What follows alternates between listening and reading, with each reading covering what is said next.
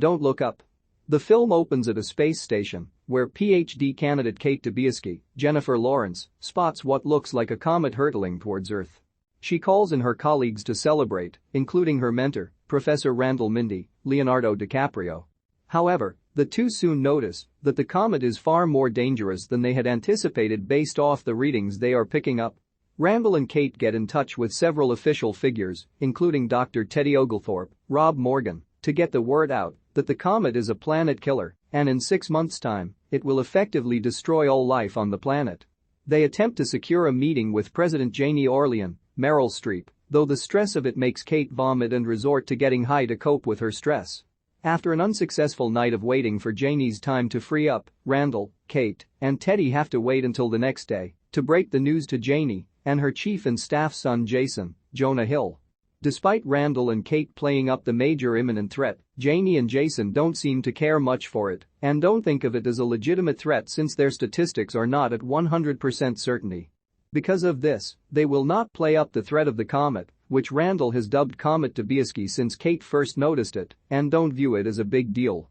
Cate is seen communicating with her boyfriend, Philip, Himesh Patel, with whom she has somewhat of a strained relationship since she doesn't want to spend time with his mother, while Randall is married to June, Melanie Linsky, and they have 2 adult sons who live at home. In Silicon Valley, there is a presentation by big tech company Bash, with CEO Peter Isherwell is unveiling the newest update to his company, Leaf, which detects how people are feeling and works to appeal to them as it works in the favor of the company so they can sell their stuff. Peter is also shown to be a callous jerk. Randall and Cate manage to score an interview with major television personalities Brie Eventee, Cate Blanchett, and Jack Bremer, Tyler Perry. Before they go on to break the comet story, pop star Riley Bina, Ariana Grande, is up to talk about her highly publicized breakup with fellow musician DJ Cello, Scott Mescudi. The two have a live chat where they reconcile, and Riley accepts Cello's marriage proposal. Afterward, Randall and Cate go on air, with Randall managing to maintain his composure, but Cate loses her cool due to Brie and Jack's nonchalance of the situation, and Cate loudly declares to the viewers that they will all fucking die. Following the disastrous interview, Cate becomes a meme due to her doomsday cries bumming people out, while Randall becomes popular because of his looks. The two return home. FBI agents soon arrest Randall and Cate and bring them to the White House to meet with Janie. After she has been caught in some kind of scandal, it becomes clear that she wants to use the comet to divert attention away from that issue onto this one. She agrees to go through with a mission where decorated war hero Benedict Drask, Ron Perlman, will head a team outside of Earth's atmosphere to nuke the comet. As word of the comet's impact and the big mission comes out, Randall begins an affair with Brie since he becomes a recurring guest on the show. The nation watches as Benedict and his team are launched into space in the face of the comet. While in the briefing room, where Janie meets with Randall, Cate, Brie, Teddy, and other officials, Peter calls Janie out to tell her something. Moments later, Benedict and his team appear to be retreating from space and begin pulling back toward Earth, effectively aborting the mission. Randall and Cate later meet with Janie and her staff since Peter had determined based on his readings that the comet can provide a great source of wealth and material for the big companies like his own to fuel their products and services, so they are willing to let the comet strike in order to profit off of it. Randall and Cate are both mortified, but Randall becomes sucked into the media circus and becomes a puppet for Bash and the other pro-comet businesses that believe they can profit from the comet. Soon, several factions across the country start to swing in favor of the comet because they think it can provide jobs for the needy, while those arguing to stop the comet are seen as the bad guys. Even Cate's parents don't want to deal with her because they are pro-comet. Randall continues working with the Orlean administration, as well as his affair with Brie, while Cate takes a job at a supermarket and later hooks up with an anti-government activist named Timothée Chalamet. June later confronts Randall and Brie for their affair and throws all of his numerous medications at him. After Randall sees that Peter is trying to use Bash drones to mine the comet, he starts to have a change of heart. It culminates with him having a full-on meltdown on Brie and Jack's show, criticizing the Orlean administration, as well as the public's whole reaction to the ordeal. He gets a bag on his head like Cate did when she was apprehended by the FBI, and Brie breaks things off with Randall. Soon, the comet starts to come into Earth's atmosphere. Cate reconciles with Randall and rejoins him, along with Yule. Once the rest of the planet becomes aware of the comet, stupid internet trends like the launch challenge become viral, while people on both sides of the political spectrum attempt to capitalize on the frenzy.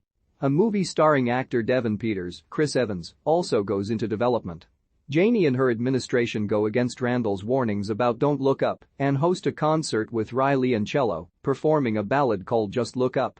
While Randall and Cate attempt to gather help from other nations, Janie and her staff pull funding from countries like India, Russia, and China so that they can go ahead and continue their mining mission. With little time left and with zero chance of fighting things, Randall gathers with his family, as well as Cate, Teddy, and Yule, to share a final meal together with good company. The drones sent to mine the comet begin to falter or get destroyed, and both Janie and Peter realize their efforts are futile. Janie calls Randall and tells him that there is room for him and a guest on a shuttle, where all the rich folks are gathering to avoid the impact of the comet in cryopods. Randall declines and chooses to stay with his loved ones, although it becomes evident that Janie forgot Jason and is leaving him to his doom. The comet soon clears Earth's atmosphere and hurtles toward the ground.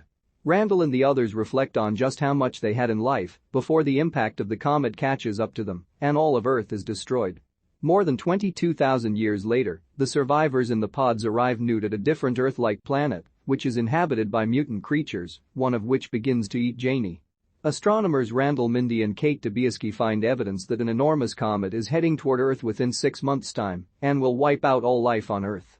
However, despite their attempts to warn President Janie Orlean and the rest of the public, they treat it as a hoax or a wild conspiracy theory.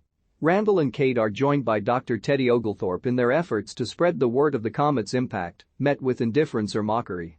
Soon, Janie attempts to capitalize on the comet to divert attention from a scandal she is involved in.